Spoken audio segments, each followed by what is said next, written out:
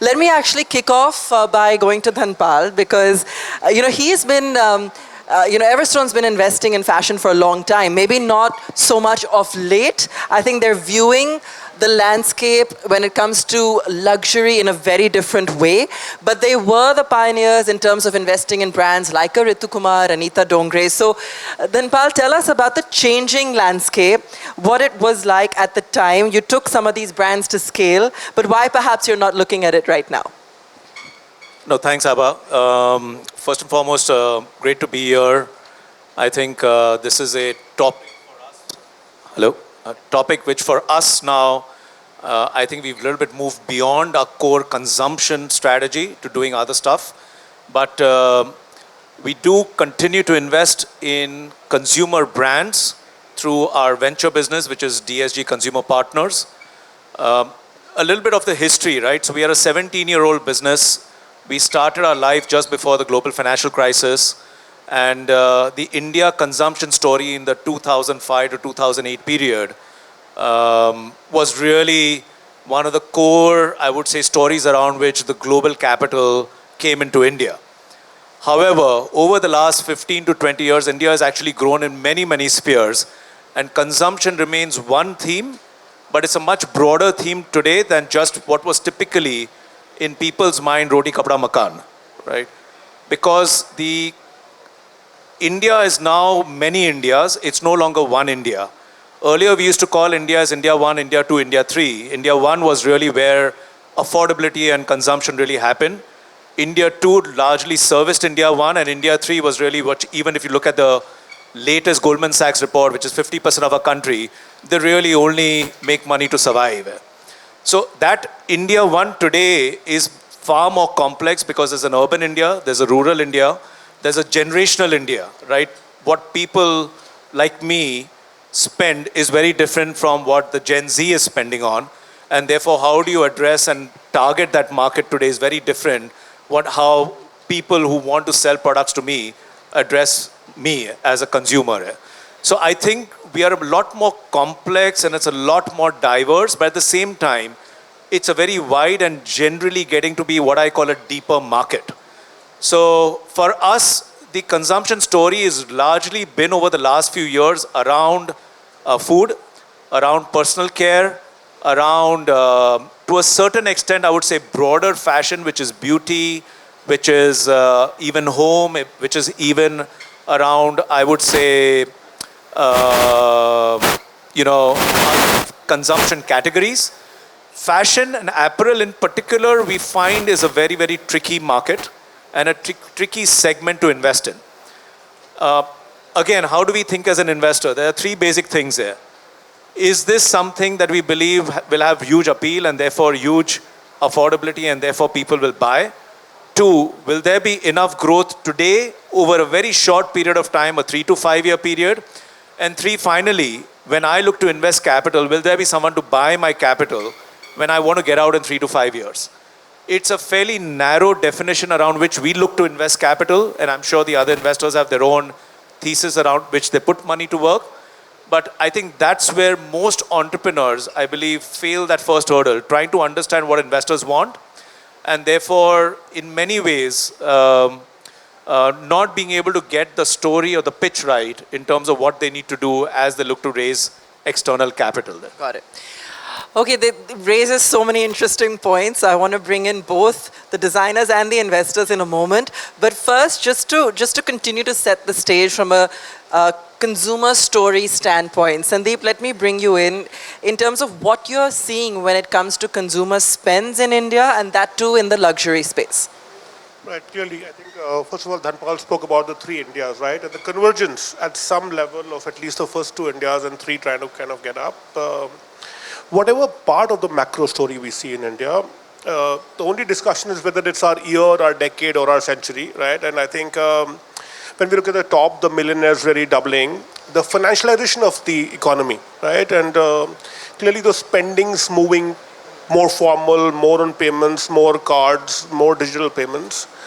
I think if you look at 23, spends grew 25-30%. Cross-border spends grew even more. So while Indians consume luxury here in India, they consume luxury around the world. And that trend is only beginning to accentuate in my view. I think they spend on products, but they also spend on services and experiences. And an event like this tells you, and the popularity of the event tells you, and how experiences are also becoming a part of that entire story. Okay, so talking about then designer brands, right? And Tina, let me bring you in here. How we are, of course, seeing the landscape changing. We know that there are two giants that are acquiring many fashion brands, and we can talk about that with David in a moment. But what about the younger brands, the opportunities, the possibilities, the number of brands that are trying to now make a mark in this market? You know, how much bigger or wider, as Dhanpal mentioned, has the industry become now, and where do you see it going over the next few years? So if I have to kind of trace back from the beginning, Ensemble is now 36 years old, and one of our raison d'etres has been to find and promote and nurture new talent. And obviously, we have also observed their journeys, right? And it's interesting to see how there were some brands that were brilliant and very coveted, but are now not at all relevant. And of the originals, there are just very, very few who today are really have a lot of gravitas.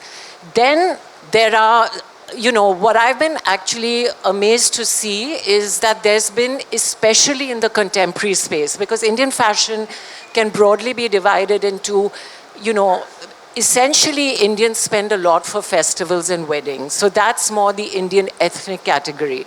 Then there's a new category that I think David and Rakesh were amongst the first to kind of, you know, to popularize, which is more contemporary chic clothing, things you would wear for lunches, things that you would wear in the evening, and you could even wear them for a wedding, but that's if you were a very stylish, confident woman and knew how to style it. They were devoid of that much zardozi, etc.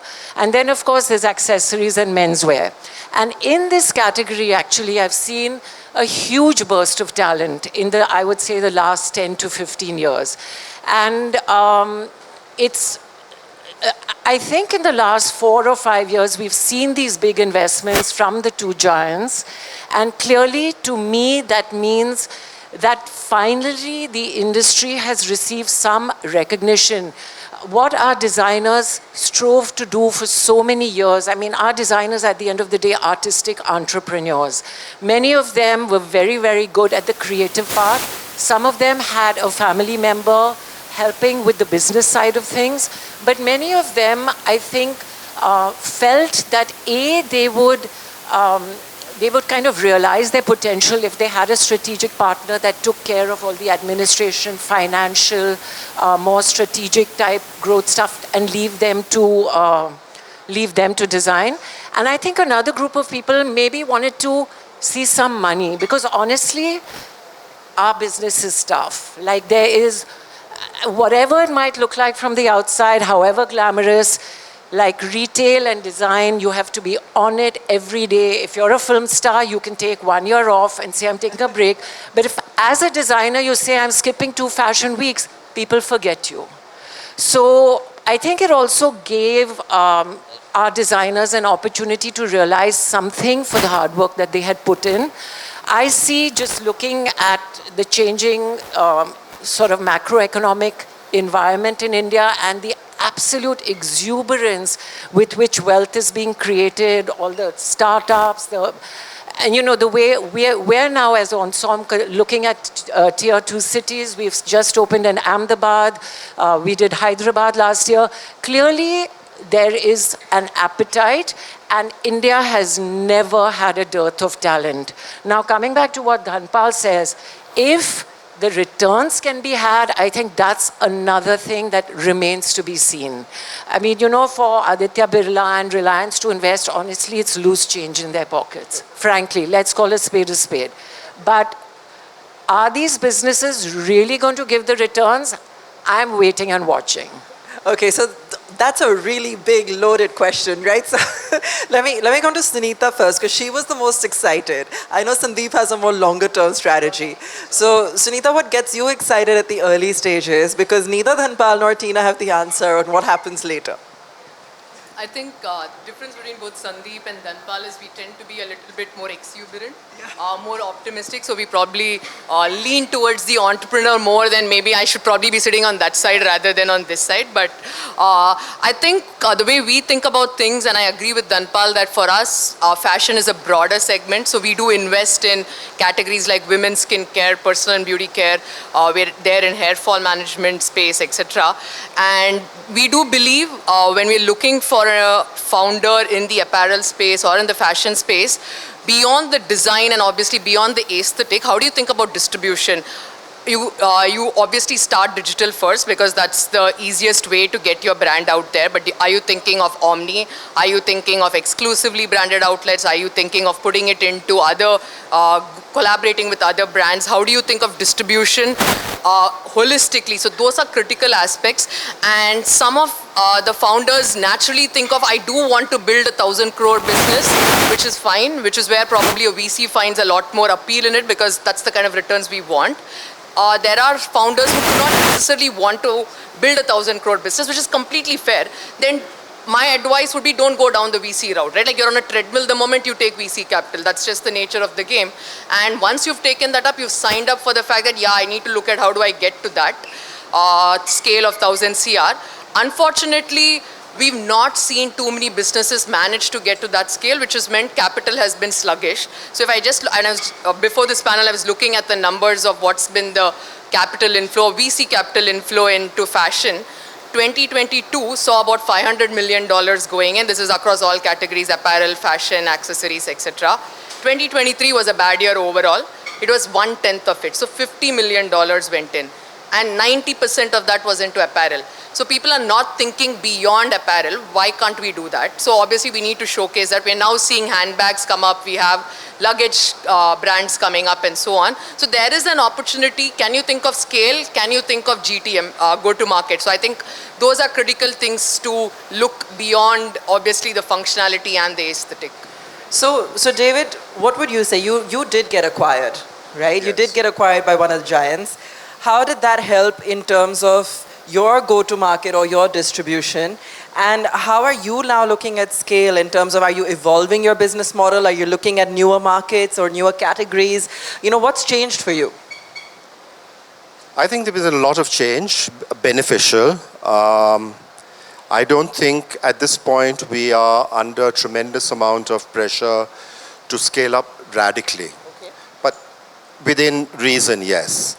And we have found it extremely beneficial because our partners have brought in not just the financial heft, but also retail expertise, which is actually crucial in our business, and a lot of professional input by which we have benefited. So for us, it's been an extremely beneficial situation. And I don't think, as far as I know, they're planning to cash out within 5 years or 3 years. So we are at an advantage there.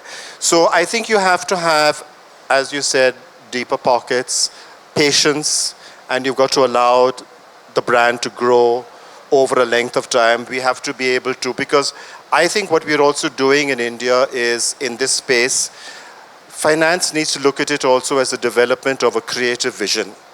And also we've got to look at it from the perspective of a unique creative vision, which is unique to India, especially within the context of a conversation like I think on this part of the panel talked about was global markets. We cannot have global markets unless we have a unique vision or a unique offering to the global markets. Because we also have, as Tina pointed out, a huge reservoir talent, and that talent has access to manufacturing and skill resources in the textile and craft sector, which no other young design economy has in the world. We also have a cultural ethos in clothing, which is fairly unique, which also needs to be examined. As we're all aware, the most successful designer brands in India have really become successes because of occasion and trousseau, which is a unique fashion construct to our culture. It is not an international style of dressing. So that is a challenge.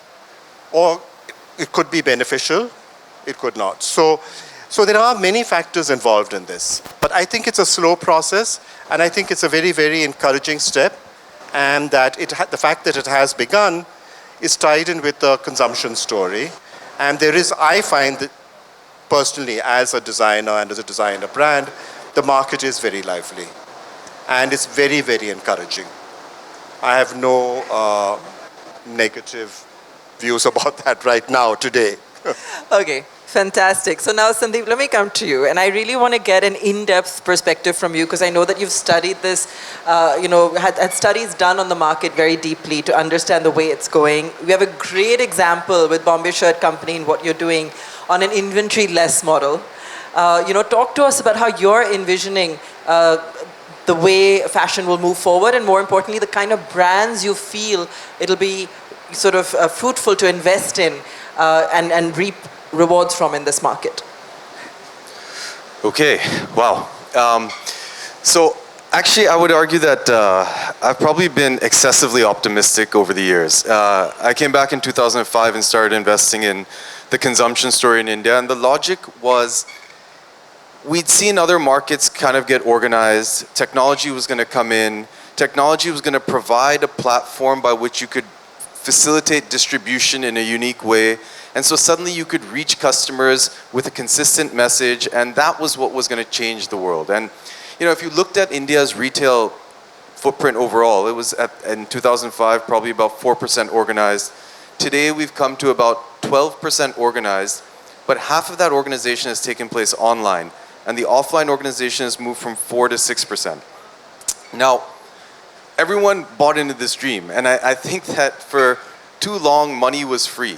And as money was free, we burnt a ton of it, and all in the wrong places. And you could argue, okay, that's like one very expensive MBA lesson, but it was like billions of dollars. And as a result, I think what we've come to learn, let's say in a business like Bombay Shirt Company, I'll give that as an example, there's a limit to how much we can acquire customers online.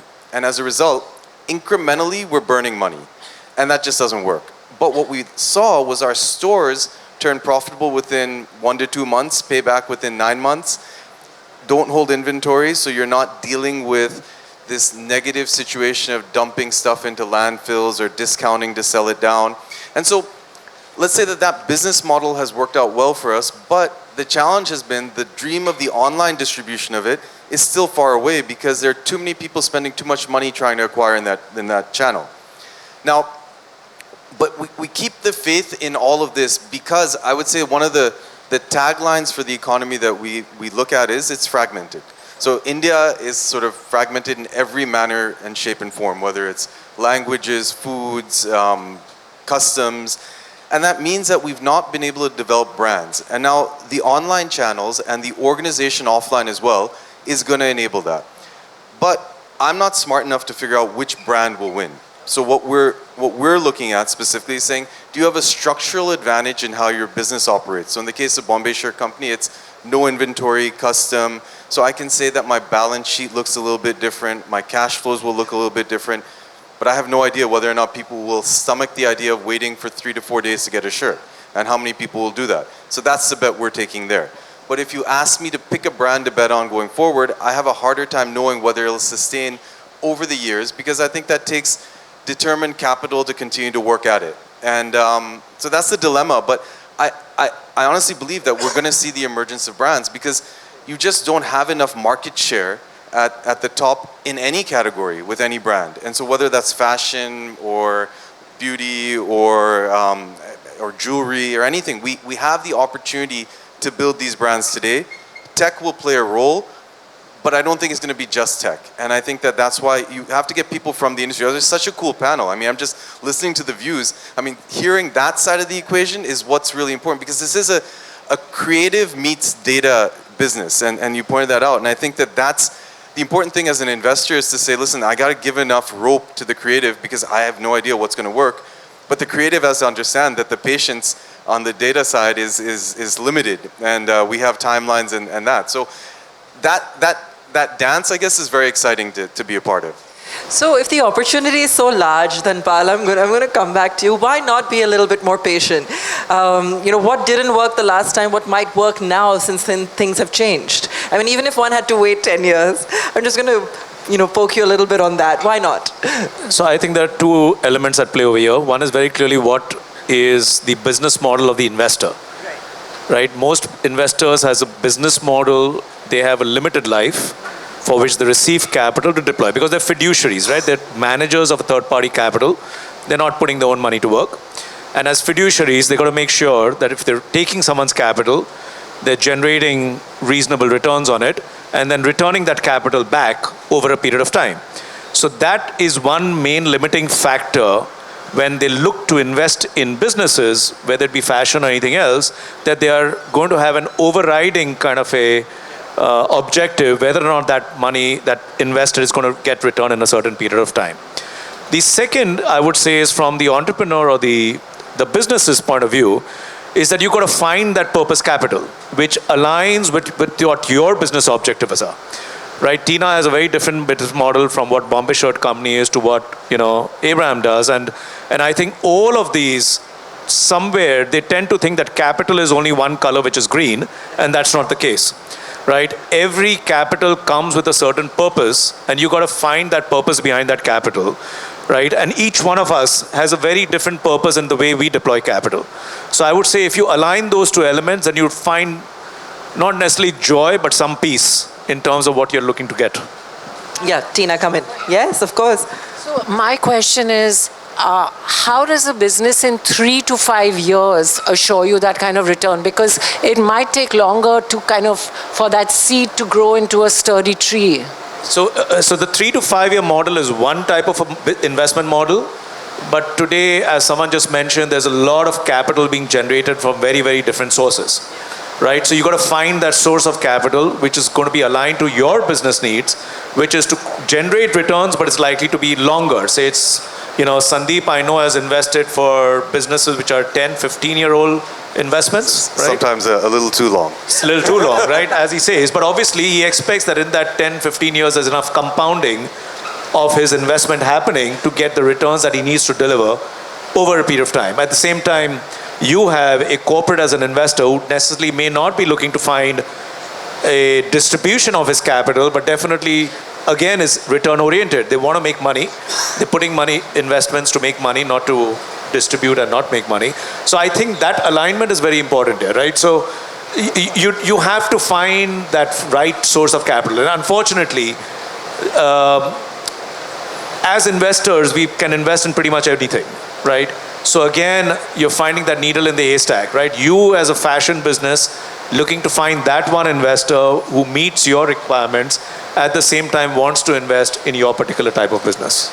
Actually, I just want to add one thing to this as well, because I think your point is right. 3 to 5 years is very hard in any consumer business. And I think across the board, everything we've seen is saying that if you're going in early, you got to wait 10, 15 years now to hit that scale. Now, what was the hope? That tech and the internet was going to accelerate this, because you can figure out distribution without setting up retail outlets, so I should reach anyone anywhere, so I can exponentially grow. But there's a cost to that. And convincing a customer of the proposition of your brand in an online environment has its challenges. Yes. Now, that will change, and I think that will evolve, and I think that we'll see it improve. But absolutely, I think consumer businesses have taken long. Ideally, it'll shrink, but it's still going to take long. Okay. So let's also talk about the value and segmentation. So Sandeep, let me bring you in here. Like when you are seeing consumers spending, but are they value conscious? Because a lot of people or investors or businesses find India a very tough market to crack. So while the opportunity is huge, there's always a question around margins and tapping every market sort of having its own limitations, whether you're going to tier 2, tier 3. So what are you finding that's showing up in the trends that you've observed? Clearly, I think the many Indias we spoke about, but do people seek value? I think all of us seek value. Yeah. Even at the highest level of luxury, but is that value personalization? Is that value sustainability? Is that value long-term returns on what you're buying in a watch or a real estate? Depends on what luxury spending you're doing. that value is very different, or is that a small lipstick which you're buying, which is maybe a $5, but that could be aspirational like luxury for that segment. We clearly see pretty much every segment grow, but people will continue to seek value. Will they seek it online? Will they find credence in that purchase online? Will they seek validation through a store and being able to combine with an online purchase? I think that will still figure out. But when we look at data, online still continues to grow very quickly. It may not grow very quickly in fashion, but in multiple categories we see customers, when they start using something, they get very sticky with their online purchase, and that we clearly see in the data and information we see. Okay, so you're still seeing some activity building up. Is that from tier 2, tier 3, or is that across? Clearly tier 2 growing faster than tier 1. I honestly say the definitions of tier 2 are changing. And what is tier 2? Honestly, when we travel out of Bombay into many cities, we traditionally call tier 2. Sometimes I feel I'm almost in a better city because the physical infra has improved, the social infra has improved, and I think India is just converging into a zone where very quickly we will stop defining cities as tier 1 to tier 2. They could be smaller, they could be larger, but I think from an infra perspective, they will start to look very similar. And what's the ticket size? I mean, when we're talking luxury, because luxury is it's such a wide market. So just to No, as I said, it could be depends anything. on what you're buying. It could be a $50,000 watch, or could be a $500 discretionary purchase which you're doing. Okay. But that will depend on the client segment. Okay. But if you look at high net worth, ultra high net worth, or are you looking really at the mass affluent? Okay. Because the market sizes differ very differently, right? You talk about 1.3, 1.4 billion people, but data suggests there are only $1 million millionaires. Now that number may be growing very quickly, but the 1 million out of the 1.4 billion is still a very small number. But the moment you start growing into the more mass affluent, the numbers are very large, which is for the very long time, an elusive middle class, but a middle class which started to deliver now. Do you agree, Sunitha, when you're picking brands, that's why I was asking, because then do you go out and choose brands you think will gain traction with this segment? I mean, is that something that you look at when evaluating? Yeah, it's a data point that we've been tracking quite closely as to where's the distribution of customers. And nearly in our portfolio and outside, 40% of the sales for digital first brands are coming from tier 2, tier 3 cities. And I believe that's going to be an increasing trend, primarily because that person who's buying is not getting influenced by someone who's living 2 lanes away from their house. Mostly she, and he as well, is getting influenced by an influencer who's also staying in Paris, who's also living in New York or in London. So that influencer is still the same, and in fact the purchasing behavior mirrors what it would be for someone in the same age group in the West. So when that is the situation, you're very aspirational, you will buy. And obviously you're not getting it offline. Where do I go and buy it? I will search for alternatives online. I'll give you a very classic example that an entrepreneur I was speaking to the other day. He runs a sneakerhead marketplace. A customer in Gangtok spent 16 lakhs buying 5 sneakers in 2 months. This is not even a joke. I've seen the data. So it's reality. 16 lakhs for 5 sneakers in Gangtok. There is a consumption. It is not that it's not happening. How do you target? It was a clear fit, right? Like I'm sitting in Gangtok. How do I get an Adidas Samba shoes or whatever is the latest drop? Clearly, I'm not as plugged in, but people are, and they want it. And this marketplace is able to solve for it. So the consumption is happening. You're getting influenced by the same type of people. You need to target to get to that consumer. So I do believe digital first brands will have an increasing penetration in tier 2, tier 3 cities. The sooner you go, your customer acquisition costs will be lower, versus otherwise you're going to compete with everybody else. How can you build a brand beyond the likes of a Myntra, Ajio and Tata Click? So that's what you need.